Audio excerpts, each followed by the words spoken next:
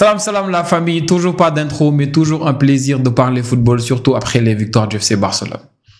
On était mené 3-1 par Celta Vigo. 3-1. Et on a gagné 4-3. 7 points d'avance sur le Real en attendant son match de demain contre Bilbao. Bilbao, l'une des meilleures équipes en Liga cette saison. 4e actuellement au classement et surtout demi-finaliste de l'Europa League. Je suis satisfait, je suis content. Parce que le problème au Barça, vous le savez, je vous l'ai dit après le match contre Dortmund, on ne peut pas tourner. On n'a qu'un seul 11. Notre match aller contre ce même Celta Vigo-là, c'était 2 buts partout.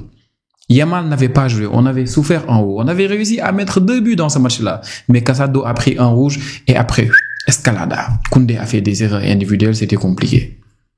Et j'ai eu des souvenirs de ce match-là aujourd'hui. Parce qu'on a entamé ce match-là sans notre meilleur latéral offensif, le meilleur latéral gauche de la Liga. Baldé est blessé. Tu n'as pas le meilleur U18 de la planète. Tu n'as pas Yamal. Et tu n'as pas la meilleure recrue de la Liga. Il ne joue qu'un match sur 4 ou 5. Dani Olmo. Tous ont débuté sur le banc, sauf Baldé qui est blessé. Du coup, tu pars avec Gérard Martin. Gérard Martin, non, j'ai vraiment envie de l'épargner. J'ai envie de l'épargner parce que quand le collectif l'emporte, il gère pas mal. Mais il est nul. C'est une folie d'être nul à ce point. Moi, je sais même pas ce qui se passe au Barça avec nos latéraux. On n'y arrive pas. Hector Fort nous gérait un peu avec Xavi, mais là, avec Gérard Martin, parfois tu te dis, ah c'est bon, mais parfois c'est catastrophique. Et là, il est constant, Gérard Martin, et je le félicite pour ça. Au match aller contre Celta, il a été catastrophique. Aujourd'hui aussi, il a été catastrophique. Et pour moi, ça, c'est une constance. Et il faut le féliciter pour ça. Mais je suis choqué. Et du coup, aujourd'hui, on a souffert. On a souffert parce que sur notre côté gauche, on peut rien faire. Rien faire.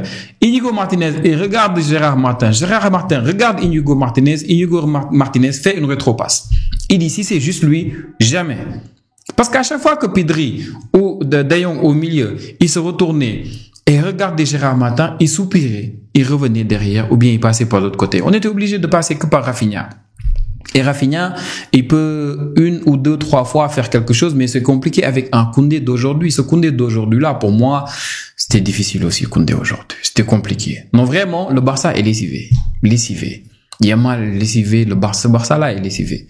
Et c'est pas le bon moment, je vous assure, c'est pas le bon moment pour être comme ça. On est sur la dernière ligne droite. Mais heureusement que Lamine Yamal est venu après le 2-1, le doublé d'Iglesias, on a vu sur la ligne, Yamal, Olmo, on a vu l'espoir. On a compris que c'était encore possible. Moi, avant ce match, je vous le cache pas, je me disais, j'espère qu'on aura un match nul parce que ça sera compliqué pour le Real de battre Bilbao. Et le match nul m'aurait suffi largement. Mais après le but de Ferran Torres qui a débuté à droite, à gauche, en tant que limite de faux ailier, comme d'habitude, je me suis dit, wow. Parce que Ferran qui rentre à l'intérieur comme ça, en dehors de la surface, il te met ce petit croisé-là, tac, et tu as Gaïta qui ne comprend rien. Non, j'étais aux anges, je me suis dit, vas-y, ce match c'est fini, je gagne ce match. Mais j'avais oublié que à gauche, Gérard Martin, si tu le dépasses, c'est fini. Et on l'a dépassé, c'était fini, et la vieille technique est venue. Et il est exceptionnel, Iglesias. Il est exceptionnel. Parce que cette technique-là, je pense qu'Harry Kane nous l'a fait. Il avait marqué. Je l'ai vu aussi 2 ou 3 fois. Mais c'est du classique avec une ligne haute. C'est du classique parce que tu as l'attaquant de pointe qui se met hors jeu. Donc de base, il laisse la ligne là-bas, il se met hors jeu. Et tu as un des ailiers. Soit tu peux mettre des joueurs entre les lignes qui vont un peu tromper par moment la ligne, les défenseurs. Mais tu peux avoir des ailiers aussi qui sont hyper rapides, qui seront pas hors jeu et qui vont suivre la ligne. Et eux, ils vont courir. Mais ils sont tellement rapides que s'ils arrivent à dépasser l'attaquant, centre ou passe et au but. Et c'est ce qu'il a fait, Iglesias. Et très intelligent de sa part. Là, je me suis dit, bon, Gérard Martin, je ne peux pas t'en vouloir de ne pas avoir la vitesse de Baldé. Tranquille. Mais après, au fil du match, en deuxième mi-temps, on a vu aussi que c'était compliqué. Encore une fois, cette fois-ci, des erreurs individuelles. D'ailleurs, on a vu qu'il n'apprécie pas bien la trajectoire de la balle. Et tu as cette contre-attaque-là, naturellement, d'Iglesias. Iglesias, moi, perso, je suis fan de ce genre d'attaquant-là. En fait, Borja Mayoral, Iglesias, Muriqi, c'est le genre, ils vont te fatiguer parce que ils ont le flair et ils sont comme ça. Tu vas aller voir, ils vont profiter de toutes les failles et ils vont fatiguer ta défense. Aujourd'hui, ils ont fatigué la défense. Et ce deuxième but-là était juste magnifique. Moi, la technique de frappe, c'était exceptionnel. Et après, tu as Yamal, tu as Dani Olmo qui vont entrer. Et pour moi, très sérieusement, quand je les ai vus, je m'étais dit, tranquille, Lewandowski va sortir et Firmino va sortir. Mais là, tu as Ferran qui sort. Et pour moi, c'est Ferran qui devait venir devant Dani Olmo. Et Dani Olmo, il nous a certes manqué, mais il rentre, il fait une mauvaise passe offensivement alors que toute l'équipe était en haut. Et tu as Carreras, intelligent. Et je sais même pas comment il fait cette passe magnifique. Il n'y avait pas hors-jeu. Iglesias n'était même pas au milieu. Et tu as encore une contre-attaque. Et moi, ça me fait peur. Hein. Ça me fait peur. Le triplé là, ça me fait peur. Parce que le premier but, c'est limite une erreur collective, on va dire. C'est à cause de notre manière de jouer. Tranquille, c'est toute l'équipe qui est responsable et fautif. Et tu as le deuxième but contre. Erreur individuelle, certes, de De Jong, mais contre aussi. Tu as le troisième but contre. Et tu dois avoir Inter en demi-finale de Ligue des Champions. Vraiment, on a tous compris. Et là, heureusement que tu as Rafinha, qui fait ce jeu triangulaire-là avec Lewandowski, Rafinha, la passe pour Dani Olmo. 3-2.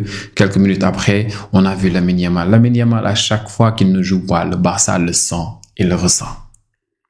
À chaque fois que Lamine Yamal est reposé, à chaque fois que Lamine Yamal est blessé, à chaque fois le Barça, tu le sens et tu le ressens dans son jeu. Parce que Rafinha sur le côté gauche en tant que faux ailier, il est parfait, il est exceptionnel. Son activité, tu ne peux pas le matcher sur le terrain. Mais Lamine Yamal à droite, c'est notre meilleur créatif. Tu ne peux pas, c'est compliqué. Et là, tu as cette passe pour Rafinha qui a mis son 14e but, je pense, aujourd'hui sur ce but-là, 3-3. Et là, l'espoir est revenu. Et heureusement, après, on a eu du sang neuf. Hein. On a eu déjà Gavi qui est rentré pour Lewandowski. Je pense qu'il a pris un coup. Pour moi, il devait même pas continuer ce match-là. Il devait sortir depuis. Tu as Gavi qui vient donc à la place de Lewandowski. J'ai vu que Eric Garcia est venu aussi. Heureusement, en fin de match, Gérard Martin est sorti. Et si pour moi Íñigo Martínez était un peu plus jeune, Íñigo Martínez allait peut-être jouer latéral gauche. Peut-être qu'aussi Hector Ford, on devrait le tester pour voir. Parce que si ça continue comme ça, on ne va pas exister offensivement sur le côté gauche. Il y a tellement de matchs qui restent jusqu'à la fin de la saison. On dit que Baldé, il sera peut-être là pour le Classico, pour la finale de la Coupe du Roi. Peut-être. Et pour moi, s'il est prêt pour la finale là, il faut encore le préserver pour la Ligue des Champions. C'est ça l'objectif. Et à cause de notre manière de jouer, parfois, tu es obligé de parler de la défense. Parce que la défense t'aide beaucoup. Aujourd'hui, Íñigo Martínez, il nous a beaucoup aidé. Déjà, sa malice nous a aidé en fin de match.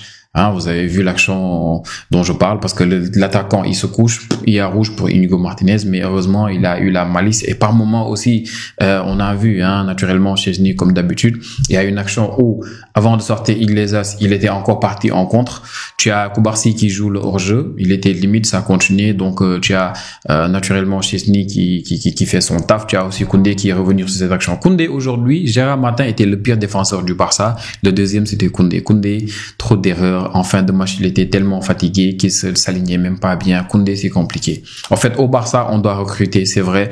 Mais au Barça, il faut pas qu'on oublie qu'on n'a pas de latéral droit. Koundé, c'est compliqué. Techniquement, en haut, à chaque fois qu'il monte, même s'il arrive à bien combiner avec Yamal, c'est très compliqué. Et Yamal, aujourd'hui, il a été beaucoup à l'intérieur. Je sais pas si vous avez remarqué, il a beaucoup joué à l'intérieur. Même quand Pau Victor est venu, même quand Gavi est venu, il a beaucoup été à l'intérieur. Il a rarement été à l'extérieur. Tout le temps, c'était... Même quand Koundé avait la balle, des fois, je me demandais pourquoi il ne sortait pas. J'imagine que c'était une consigne de flic. Donc, heureusement, aujourd'hui, on a ces pénaltys aussi en fin de match. Dani Olmo a super bien joué le coup. Il est rentré dans la surface. Il a voulu protéger la balle. Donc, il y a le joueur de Celta Vigo qui est venu démonter son pied. Et tu as un pénalty en fin de match. Et tu as Rafinha qui met son deuxième but, son 15e. Il est le deuxième meilleur buteur en Liga du Barça. Il est le deuxième meilleur passeur de la Liga aussi. Lamine Yamal 12 passes, c'est le premier, je pense deuxième avec Rafinha qui a 9 passes. Donc aujourd'hui, très bonne opération du Barça. Les 7 points, on a pu reposer quelques joueurs, on a pu récupérer quelques blessés et on va avancer comme ça parce que les gars, le calendrier est compliqué. On a encore match mardi contre Mallorca et c'est pas évident. 7 points du Real. Real joue demain contre Athletic Bilbao. On va se retrouver demain les amis pour parler de ce match et d'ici là peut-être des vidéos si jamais il y a quelque chose qui se passe. On se retrouve les amis pour la prochaine vidéo. Toujours pas d'outro mais je vais faire des efforts pour ça. Ciao et prenez tous bien soin de vous.